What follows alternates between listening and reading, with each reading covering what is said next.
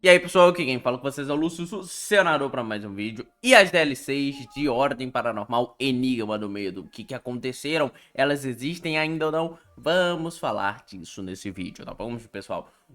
Uma pessoa aqui no Twitter chegou a falar o seguinte, né, botou as DLCs ali, né, que foi as metas batidas de 1.200, de 1.200.000 e de 2 milhões, onde a gente teria uma DLC de O Segredo na Floresta, a segunda temporada do RPG do Selbit, e uma DLC de Desconjuração, a terceira temporada, que, pra quem não sabe, na época desse jogo era a temporada que estava sendo jogada, tá? Desconjuração estava nessa época com os jogadores nela. Então meio que, tipo, realmente não tinha nem uma DLC de Calamidade, porque não existia Calamidade. E já que a primeira Ordem Paranormal, né, hoje em dia chamado Iniciação, a primeira temporada, entre aspas, né, foi uma two shot, que no YouTube tá como three shot, era muito pequena, né, e ela não tem um grande desenvolvimento pra você se tratar de uma forma de criar uma DLC, né. Mas vamos lá, o Selbit respondeu sobre isso, né, só de ver a DLC ele já quis esclarecer algumas coisas, tá?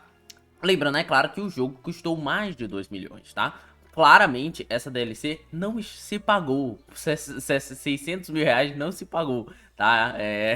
Que seria o preço da DLC e tal. O que eu acho que vai acontecer é que vai depender da venda do jogo também. Mas vamos lá, o Selbit fala o seguinte. Eu queria esclarecer, e de qualquer jeito vai vir, né? Ele fala o seguinte: eu queria esclarecer para evitar confusão que tenha visto nos comentários, ok? Então não tem nada a ver com a pessoa, foi mais dos comentários, tá bom? As DLCs que ainda não começaram a ser produzidas, mas já tenho escrita há alguns anos, não vão adaptar as histórias que aconteceram no RPG. Não é uma adaptação da história do Segredo na Floresta. Não é uma adaptação de Desconjuração. Elas são apenas inspiradas tematicamente pelas temporadas. Então o tema, a temática e, é claro, os personagens também, tá? Como vocês sabem, aqui na DLC ela fala o seguinte, né? Expansão após o lançamento do jogo. Eles já estão falando isso, não vai chegar no lançamento. Missão baseada em Segredo na Floresta. Não esperem algo gigante, é missão. E personagens jogados da história, tanto de Segredo na Floresta quanto de Desconjuração. Ou seja, gente, o que vai acontecer é que a gente vai ter uma missão, por exemplo, com a mesma temática do Santo Berço, com os jogadores daquele local, ou continuando histórias que ficaram em aberta em Segredo na Floresta e desenvolvendo, lógico que de forma independente, porque senão você necessitaria ver a temporada para poder ver o Segredo na Floresta, mas eu acho que eles vão chegar à mesma pegada do jogo. Você não precisa ter assistido o RPG para jogar o jogo. Porém, para quem assistiu, tem muito mais detalhe naquela história que você acaba entendendo. Mas antes de continuar, queria lembrar pra vocês que eu estou criando o meu sistema de RPG. E aí no primeiro link da descrição está aqui uma pequena descrição do que é esse sistema. Eu ainda vou fazer um vídeo especial explicando ele mais a fundo, mas é o sistema Magia. E pra quem quiser ter interesse, vocês vêm aqui, dá uma clicada no link e lê essa parte aqui pra ver se você tem interesse. Mas é um mundo dependente de magia, o mundo depende de magia. Magias são usadas para tudo, para guerra, e existem tipos de magia. Você pode fazer magia falando, escrevendo ou fazendo sinais com as mãos. Cada uma tem as suas propriedades especiais dentro do combate. E tem algumas páginas, uma paginazinha aqui, depois eu vou adicionar mais, só tô sem tempo. E também você pode colocar aqui seu pré-registro, seu nome, e-mail. E também eu tô adorando pra quem que tá escrevendo, cara. Muita gente escreveu algumas coisinhas aqui, né? O que você espera de magia. E muita gente tá escrevendo, eu tô lendo e falando, nossa, você vai gostar demais, cara. Outras pessoas olham assim, pô, não tem essa mecânica, mas tem coisa semelhante. Tô gostando muito, tá? A gente já tem 20 pessoas inscritas aqui no pré-registro. Se você gostar do que viu, se inscreva também, porque isso é importante de mostrar para as editoras de RPG. Prosseguindo, o Selbit fala o seguinte: o RPG já foi adaptado para HQs e não existiria como adaptar essas histórias gigantescas em DLCs que tem um escopo menor do que o jogo original. Vocês não esperem algo maior do que o jogo. Além de que eu atualmente não vejo sentido em recontar a história uma terceira vez, num escopo menor e mais limitado. Vale lembrar que nunca foi prometido que essas DLCs recontariam as temporadas como um setting point. Até porque elas foram metas surpresas. É, su-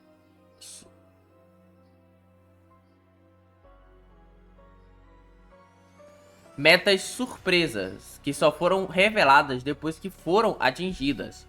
E assim como Enigma do Medo, as DLCs vão ser histórias novas que não vão exigir conhecimento das séries de RPG e vão estar muito mais conectadas à história e personagens do próprio Enigma do Medo, apesar de ter sim referências de que eu não vou spoiler, né? Então ele não quis spoiler aqui. Mas, tipo, por exemplo, o que eu acho que dá pra fazer é a Agatha estar numa DLC dessa. A gente jogar a Agatha como protagonista. A gente jogar como Samuel como protagonista, também em outra. Dá pra fazer isso, dá pra eles buscarem isso, principalmente a Desconjuração.